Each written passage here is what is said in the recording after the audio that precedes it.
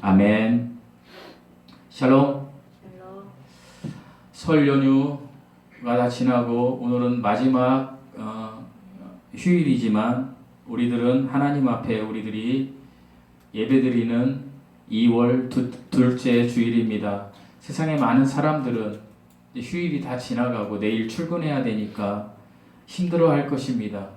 육신적으로는 우리도 그런 생각을 할 수 있습니다. 하지만 우리가 이 시간 하나님 앞에 각자 있는 처소에서 이렇게 예배드리는 그것은 은혜요 기쁨이라는 사실을 잊지 마시고 비록 온라인이지만 이 시간 인사하는 시간을 갖도록 하겠습니다. 샬롬. 샬롬. 하나님의 은혜가 여러분에게 충만하시기를 축원드립니다. 말씀을 들어가기에 앞서서 한 사람을 좀 소개하고자 합니다. 이분은 1937년에 태어나서 1984년에 하나님의 품으로 가신 분입니다. 이분은 일본에서 태어났고 그의 이름은 미즈노 겐조라는 사람입니다. 미즈노 겐조는 어머니 아버지가 빵집을 운영하는 그런 집에서 태어났습니다. 초등학교 4학년 때까지는 매우 건강한 어린이였습니다. 그러니까 11살 때까지는 매우 건강했던 아이였습니다. 뛰놀고 어머니에게 재롱을 피우고 그리고 세상에 있는 많은 것들이 호기심으로 가득 찬 그런 어린아이였습니다. 그러나 11살이 되어서 그가 그 1년을 살아갈 때에 그에게 질병이 하나 찾아왔습니다. 그 질병은 오늘날에는 별로 그렇게 크게 치지 않는 질병이지만 그 당시에는 죽을 수 있는 그런 병이었습니다. 우리들이 너무나 잘 아는 홍역입니다. 홍역이 그에게 찾아와서 그 후유증으로 인해서 목 아래에 전신 마비가 이 어린 아이에게 찾아왔습니다. 그러니까 목 아래로는 아무것도 자기의 의지대로 할 수 없는 누워서 삶을 살아갈 수밖에 없는 그러한 처지에 놓이게 된 것이었습니다. 이런 아이에게 그 아이가 12살이 되었을 때 그러니까 그 질병을 앓고 그 다음 해에 어떤 한 목사님이 이 겐조의 집에 찾아오게 되었습니다. 이 목사님이 겐조의 집에 찾아온 이유는 빵을 사러 온 것이었습니다. 빵을 사러 왔다가 겐조의 모습을 보고 이 목사님께서 그 어떠한 복음을 전할 수가 없을 만큼 마음이 아팠습니다. 그래서 이 목사님은 겐조에게 복음을 전하지 않고 한 책을 주고 갑니다. 그 책이 성경책이었습니다.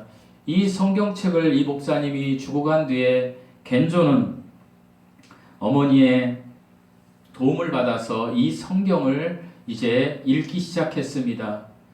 천장에 성경책을 놓고 그리고 성경 한 장 한 장을 읽기 시작했습니다. 성경을 넘길 수가 없으니까 어머니가 넘겨줘서 한 장 한 장 읽게 되었습니다. 그런데 어느 날 이 겐조의 어머니가 이 겐조가 변화되었다라는 것을 느낄 수 있었습니다. 그동안은 겐조의 눈빛이 그저 지쳐있고 병에 지쳐있고 세상에 대한 낙담과 실망으로 가득 찬 눈빛이었다면 어느 시점부터 갑자기 이 아이의 눈빛에서 생기가 돋아나는 것을 어머니가 발견하게 되었습니다.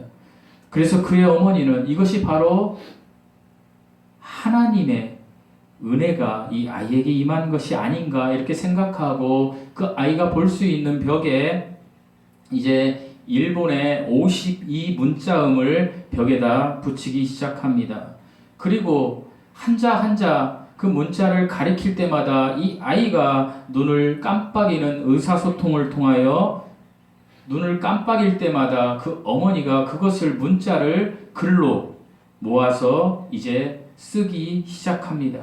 그러니까 아이가 눈을 깜빡일 때마다 그 문자들을 엮어서 그래서 글로 옮긴 것입니다. 그렇게 해서 이 아이가 시를 쓰게 됩니다. 이 아이가 이제 시를 쓰면서 하나님의 은혜가 임했습니다. 그러자 일본 전역에서 이 소식이 세상으로 이 소식이 전해졌고, 일본 NHK에서 이 아이를 수기로 해서 이 아이를 간증의 대상으로 해서 일본 전역이 엄청난 효과음을 불러일으키게 됩니다. 하나님은 살아계시다라는. 그래서 이 아이는 유명한 아이가 되었습니다. 이 아이를 통해서 나온 시집이 감사는 밥이다, 이런 시집이었습니다.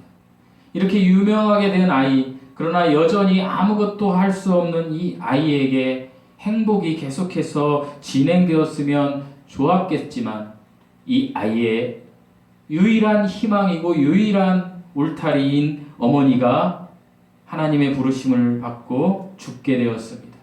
어머니가 돌아가시자 많은 사람들이 이렇게 이야기합니다. 겐조는 더 이상 살 수가 없을 것이다. 그리고 하나님을 향한 그의 믿음도 이제 끝나버릴 것이고, 그는 자포자기해서 그저 살아있으나 죽을 수가 없죠. 몸을 움직일 수 없으니까 자살할 그런 힘도 없는 것입니다. 겐조한테는. 그러니까 이 아이는 자포자기하고 그저 예전에 하나님을 만나기 전의 모습으로 되돌아가 버릴 것이다 라고 많은 사람들이 예측하고 추측했습니다.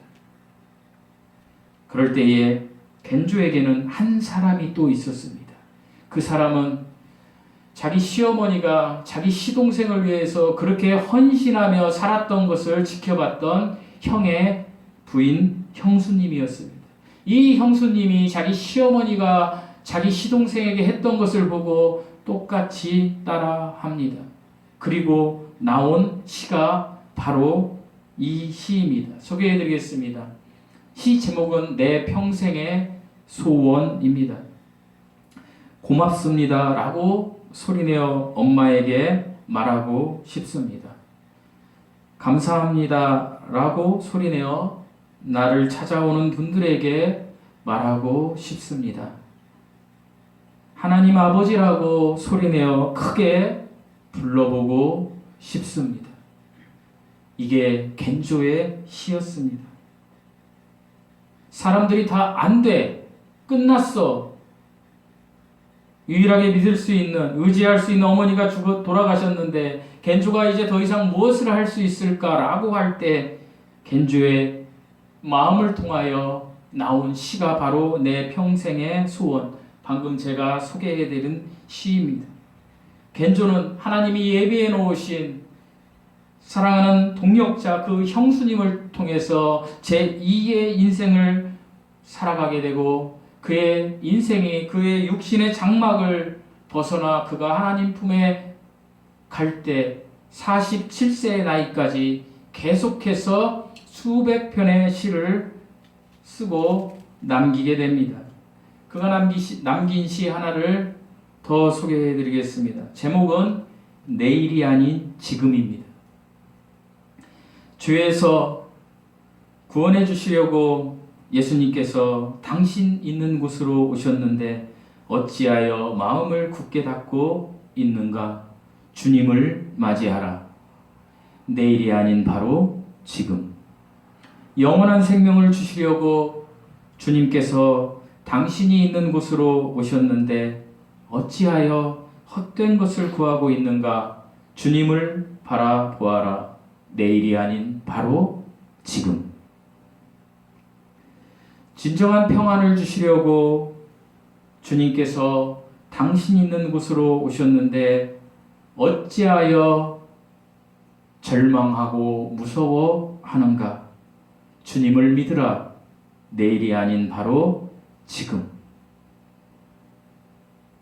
미즈노 겐조의 삶은 예수 그리스도를 만난 그거, 예수 그리스도를 영접한 거, 그거 하나로 최고의 감사요, 최고의 은혜라는 고백을 하며 살았던 것입니다. 자기 손으로 먹을 수 있는 것을 떠먹을 수도 없는 미즈노 겐조. 그렇지만 그는 어느 누구보다도 하나님 앞에 감사의 삶을 살며 수백 편의 시집을 세상 사람들에게 알리고, 그리고 마지막으로 그가 이제 하나님 품으로 갈 때에 남긴 시가 잘 기억해 둬라는 시입니다. 바람이 불 때마다 팔락이며 떨어지는 나뭇잎의 소리, 낙엽을 쓸어내리는 소리, 낙엽을 태우는 소리 깊이 생각하고 잘 기억해 둬. 미즈노 겐조가 우리한테 하는 이야기입니다. 세상의 마지막을, 주를 만날 것을. 이 시를 마지막으로 미즈노 겐조는 하나님 품으로 돌아갔습니다. 사랑하는 성도 여러분, 하나님 오늘 본문을 통하여 우리에게 하나님은 누구시고 그리고 하나님을 영접하는 사람들에게는 어떠한 권세를 주셨는지에 대해서 말씀하고 계십니다. 제가 소개한 미즈노 겐조 같은 그런 절망적인 상황에 처해 있는 분들은 우리 교회 성도들 중에 아무도 없을 것입니다. 제가 보기에는. 그러나 미즈노 겐조는 하나님을 만난 것 하나만으로 이렇게 주옥 같은 은혜의 시들을 남겨 놓았습니다. 저는 오늘 요한복음 1장 13절에서 14절 말씀을 보며 특별히 하나님의 자녀가 되는 권세를 가질 수 있는 방법은 어떤 것이 있는지 본문을 통해서 알아보고 여러분과 은혜를 좀 나누고자 합니다. 특별히 1절부터 11절까지의 말씀을 간략하게 소개해드리면, 제가 서두에 이 전전주 계속해서 말씀드렸지만 다시 말씀드리면 1절에서 3절에서는 태초에, 그러니까 영원 전에 말씀이 계셨는데 이 말씀이 하나님이시고 이 하나님이 만물을 지으신, 그러니까 시간과 공간과 물질과 모든 생명체를 지으신 하나님이라고 선언하십니다. 그리고 4절에서 5절에서는 이분이 생명이요 빛으로 오셨다라고 말씀하고 계십니다. 여기에서 생명은 광범위한 의미의 물리적인 모든 한시적인 생명, 그러니까 비오스적인 생명은 물론 더 나아가서 하나님의 선물로 공급되는 영적인 영원한 생명, 조회를 가리키고 있습니다. 그리고 이어서 나오는 빛은 이 세상을 비추는 빛인데 또 대응해서 나오는 어둠이 나옵니다. 빛과 어둠이 계속해서 나오는데 이것은 아주 대조적인 것으로 빛은 성경적인 진리, 진실을 가리키는 반면에 어둠은 오류 또는 거짓을 가리킨다라고 하나님이 이야기하십니다. 그래서 빛이 왔는데 세상이 어둠이기 때문에 빛을 거절했다라고 하나님이 이야기하십니다. 그리고 계속해서 9절 말씀을 보면 이 빛 중에 세상에 참빛이 왔다고 하시면서 이분이 창조주 하나님이시라고 말씀하고 있습니다. 그런데 세상이 그분을 알지 못했다고 합니다. 그래서 하나님은 계속해서 세상은 하나님을 거절한 존재로 있었다라는 이야기입니다. 왜 세상은 하나님을 거절했을까요? 그 세상에 있는 사람들은 자신의 잘못된 거, 하나님을 알지 못하는 거, 그것을 감추기 위해서 빛을 거절했다라고 이야기하고 있습니다. 그러면서 외치는 자 한 사람이 나오는데 그가 바로 침례 요한이라고 말씀하시면서 이제 12절에서 13절에서는 침례 요한이 그토록 외쳤는데도, 빛이 와서 그렇게 비추었는데도, 생명이 와서 그렇게 생명을 알려줬는데도 많은 사람들이 생명을 받아들이지도 않고 침례 요한의 이야기를 듣지도 않았다라고 이야기하면서 이제 12절에서는 이렇게 이야기하십니다. 영접하는 자 곧 그 이름을 믿는 자들에게는 하나님의 자녀가 되는 권세를 주셨으니, 그러니까 세상의 많은 사람들이 이 빛을 다 거절했지만 소수의 사람들이 이 빛을 영접하고 그리고 그 이름을 믿었다라고 합니다. 그런 사람들에게 하나님의 자녀가 되는 권세를 주셨다라고 하나님이 이야기하고 있습니다. 저와 여러분은 하나님의 자녀가 되는 권세를 받은 사람들이 된 것입니다. 미즈노 겐조처럼. 이보다 더 큰 은혜는 없다라는 것입니다. 그러면 오늘 본문에서 이야기하는 영접하는 자, 영접하는 자, 곧 그 이름을 믿는 자라는 그 뜻을 제가 좀 이야기하겠습니다. 창세기 3장, 제가 지속적으로 이야기하지만 창세기 3장 선악과 사건을 통하여 완벽한 하나님의 형상으로 지음받았던 사람의 모습은 일그러져 버렸습니다. 어떻게 일그러져 버렸다고 말씀드렸습니까? 영이 더 이상 기능을 상실해 버려서 영이 죽어버린 것입니다. 영이 죽어버리니까 혼과 몸, 영이 아무런 기능을 하지 못하니까 혼과 몸, 혼이 무엇입니까? 지성과 감성과 의지입니다. 그러니까 나입니다. 여러분이 지금 생각하는 것, 지성, 그리고 여러분의 그 생각을 통하여 여러분이 받는 기쁨이든 슬픔이든 그 받는 그거 감정, 그리고 그것을 통해서 결단하는 의지, 선택하는 이것이 혼입니다. 이것이 자아입니다. 이 자아가 하나님 대신에 나의 주인이 되어버린 것입니다.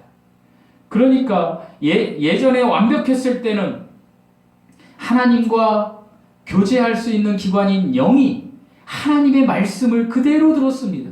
하나님의 말씀을 그대로 들어서 영이 살아있기 때문에 혼을 움직였습니다.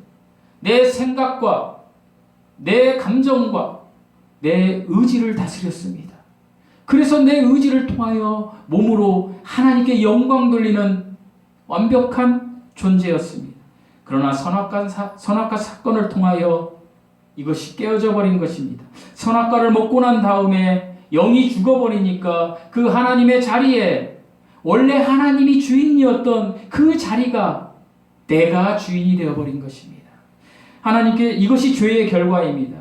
하나님께서는 이것을 바꾸고자 계속해서 이야기하시고 기적으로 보이시고 이스라엘 백성들을 통하여서 계속해서 사람들에게 이야기하셨지만 여전히 많은 수의 사람들이 이 하나님의 형상을 되찾는 길에서 떠나서 살기 때문에 2000년 전에 하나님이신 우리 주 예수 그리스도께서 이 땅에 오셨다라는 이야기를 요한복음 1장에서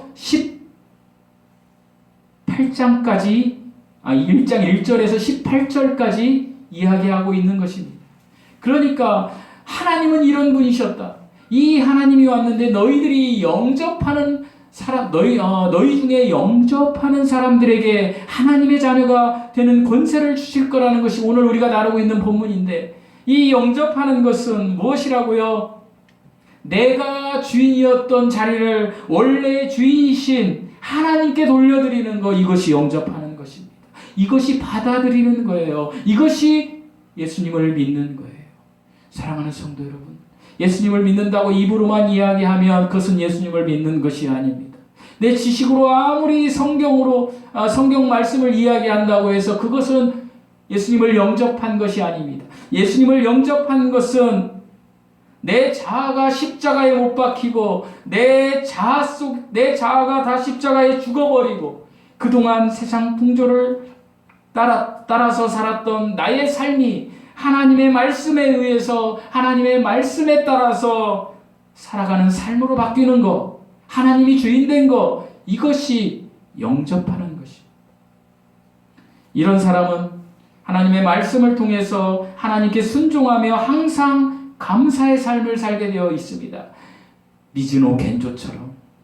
제가 앞에 서기했던 미즈노 겐조가 뭐가 그렇게 감사할까요?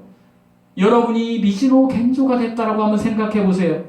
1시간 후에 나의 온몸이 마비되어서 내 목 아래로는 아무것도 할 수 없습니다. 누가 밥을 떠먹여주지 않으면 죽을 수밖에 없는 그런 존재가 되었다라고 생각해 보세요. 그런데도 미즈노 겐조가 감사하지 않았습니까? 왜 감사했을까요? 하나님의 자녀가 되는 권세를 그가 누렸기 때문입니다. 예수 그리스도를 진실로 영접했기 때문입니다. 내가 주인 되었던 자리가 하나님의 주인된 자리로 바뀌어 버렸던 것입니다. 사랑하는 성도 여러분, 하나님은 저와 여러분을 사랑하십니다. 여전히 지금도 여러분이 하나님의 자녀가 되는 것은 오늘 본문의 13절 말씀대로 혈통으로나 육정으로나 사람의 뜻으로 난 것이 아닙니다. 오직 하나님께로 난 자들입니다. 오직 예수 그리스도를 영접함으로 난 자들입니다. 여러분이 그리스도인이 되었다면 예수 그리스도를 영접한 것이요, 그리고 지금까지 살던 삶이 내가 주인 되었던 자리가 하나님의 주인 된 자리로 바뀌어서 내가 무슨 일을 하든지 간에 감사로, 하나님의 자녀의 권세를 받은 그 감사로 삶을 써나가게 된다라는 것입니다. 우리가 하나님께 감사할 이유 중 가장 큰 이유가 바로 이것입니다. 하나님의 자녀가 되는 권세를 입었기 때문입니다.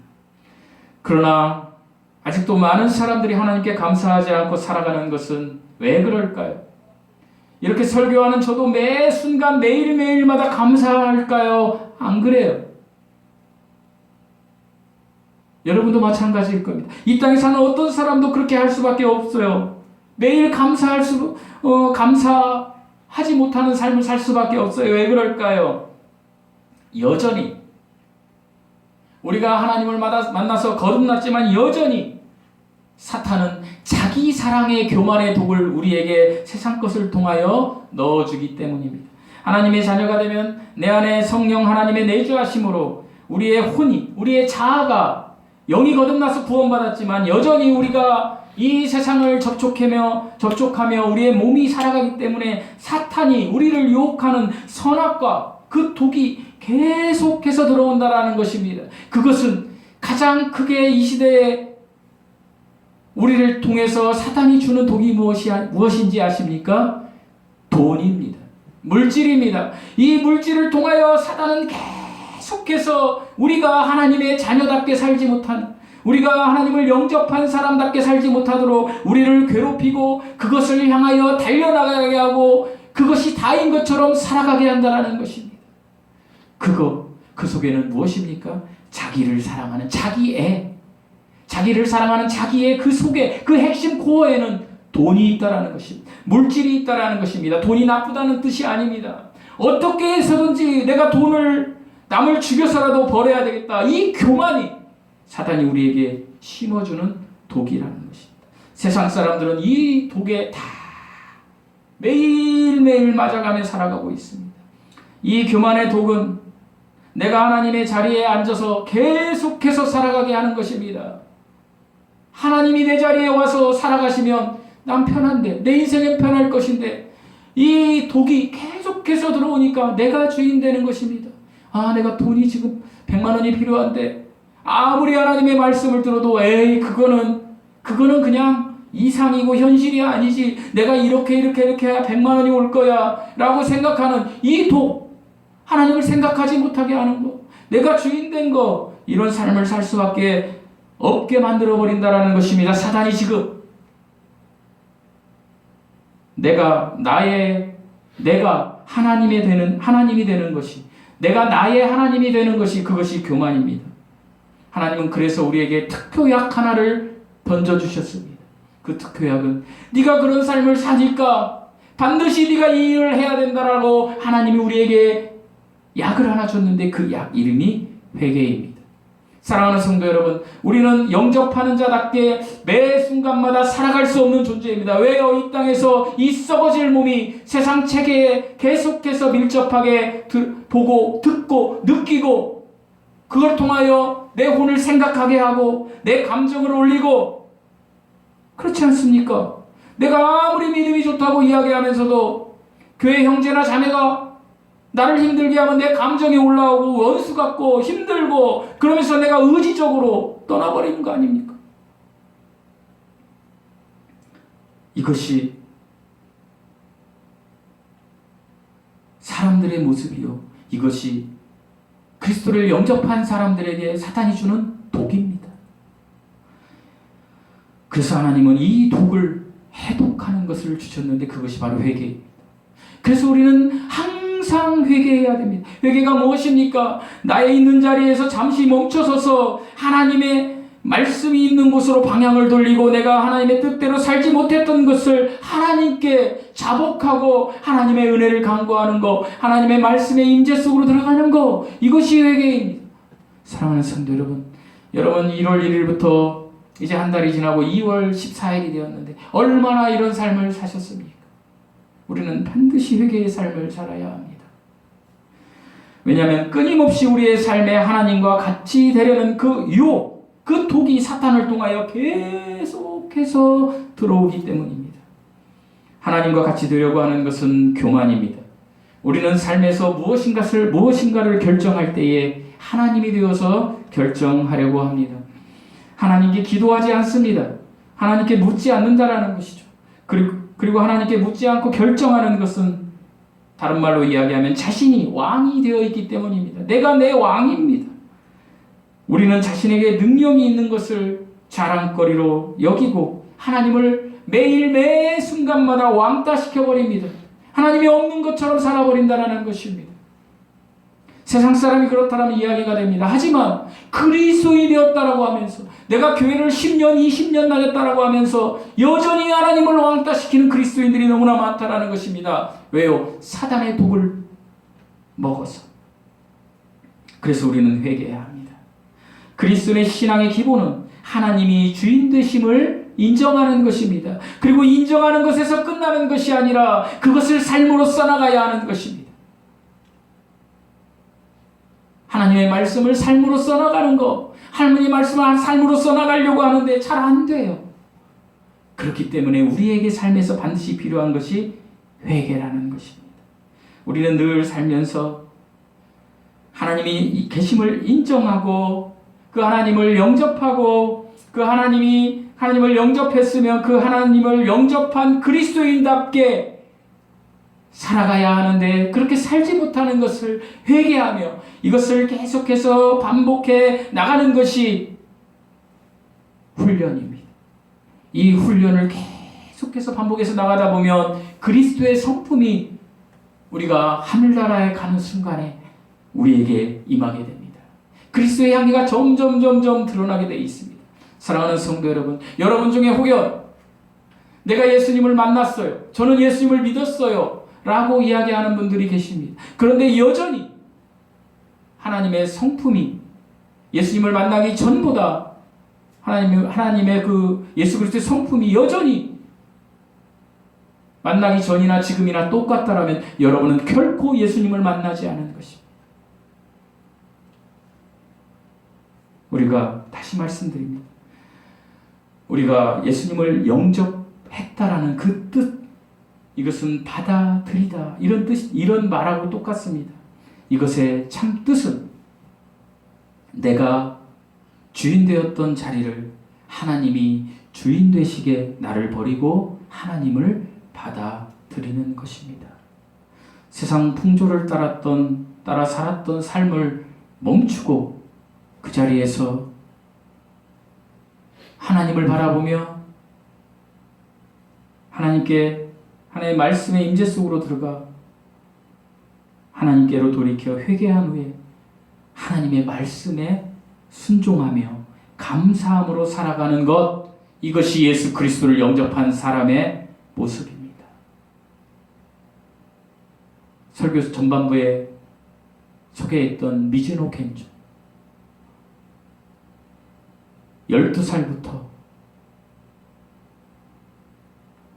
47세까지 35년의 세월,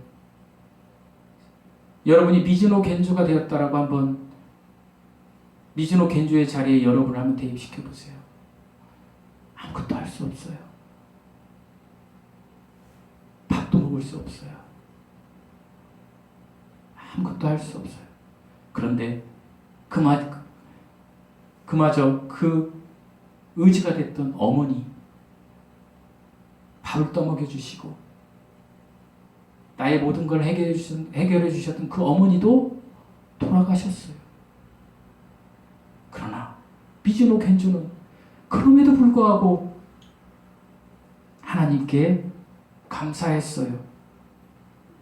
그리고 아까 제가 소개해드린 대로 미즈노 겐주가 뭐라고 얘기했더라고요? 내 평생의 소원, 첫 번째, 어머니 돌아가신 다음에 미즈노 겐주가 이야기한 거예요. 고맙습니다라고 소리내어 엄마에게 말하고 싶습니다. 여러분, 미즈노 겐주가 아래만 전신마비 됐다니까 말은 잘했겠네요 이러죠. 말도 못했어요. 그 사람이 의사소통할 수 있는 건 눈 깜빡이는 것밖에 없었어요. 그러니까 고맙습니다라고 소리낼 수 있는 그 건강마저도 없다라는 거예요. 그 소원은 뭐예요? 엄마에게 말하고 싶은 거.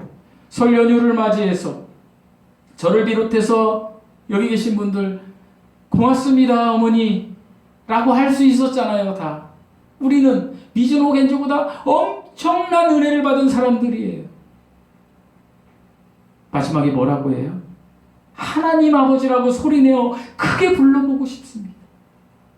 우리는 할 수 있잖아요.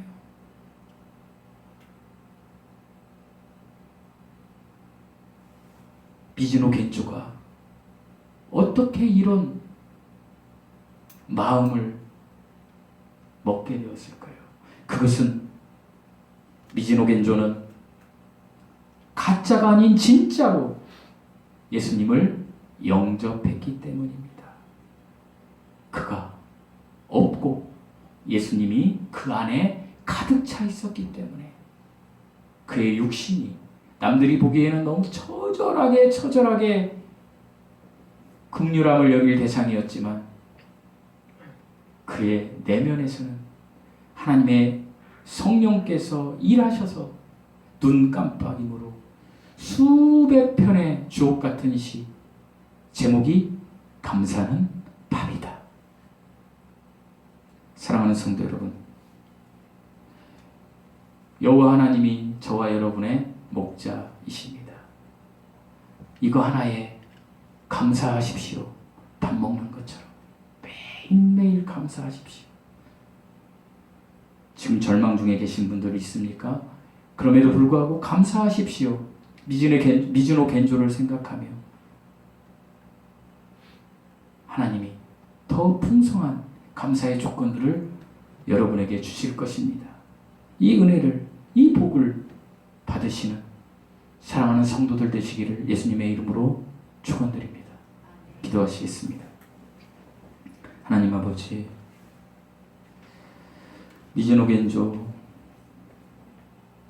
사랑하는 형제가